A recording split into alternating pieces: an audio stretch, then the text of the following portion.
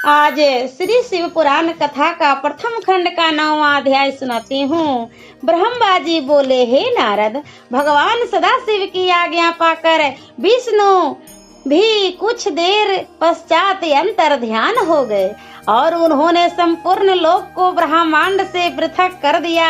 अस्तु, उन्हीं सदाशिव की कृपा से शक्ति को प्राप्त कर मैंने ब्रह्मांड अर्थात सर्वोत्तम सृष्टि को उत्पन्न किया। अब मैं तुमसे जीवों की उत्पत्ति का वर्णन करता हूँ कि वे प्रकृति और पुरुष द्वारा किस प्रकार उत्पन्न होंगे। जब भगवान सदाशिव तथा उनकी परम शक्ति प्रकृति ने इच्छा की तो उनकी इच्छा द्वारा सर्वप्रथम बुद्धि की उत्पत्ति हुई।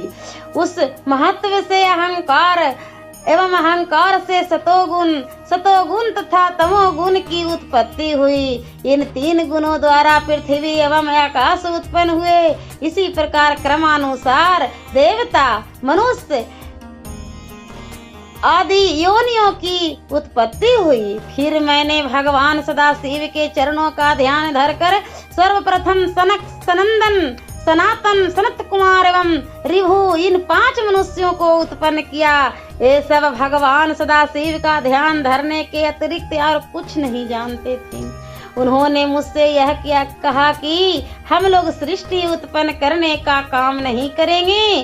अब अवज्ञा को देखकर मुझे उनके ऊपर बहुत क्रोध आया, परंतु विष्णु के समझाने पर मैंने उस क्रोध को शांत कर लिया।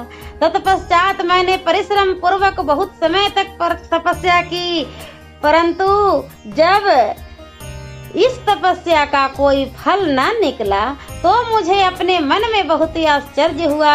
उस समय मैं भगवान सदाशिव की माया से ऐसा भयभीत हुआ कि मेरे नेत्रों से आंसुओं की बूंदें टपकने लगी। इस समय भगवान सदाशिव ने दयालु होकर मुझे सद्बुद्धि प्रदान की, जिससे मेरे हृदय में यह इच्छा उत्पन्न हुई कि यदि भगवान त्रिशूल पानी ही मेरे पुत्र होकर जन्म लें तो संपूर्ण कार्य स्वयं ही सिद्ध हो जाएंगे।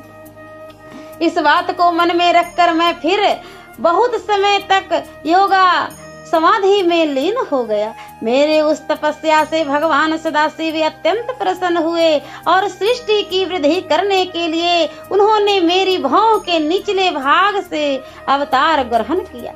उन्होंने अपने उस अवतारी शरीर में वे चिन्ह प्रकट कर दिए जिन्हें मैंने सर्वप्रथम विष्णु जी के साथ उनका दर्शन प्राप्त करते समय देखा था। इस प्रकार उन्होंने मेरी सहायता करने के हेतु अवतार ग्रहण किया। हर हर महादेव। और मैं अगले वीडियो में महाशिव पुराण कथा का प्रथम खंड का 10वां अध्याय सुनाऊंगी।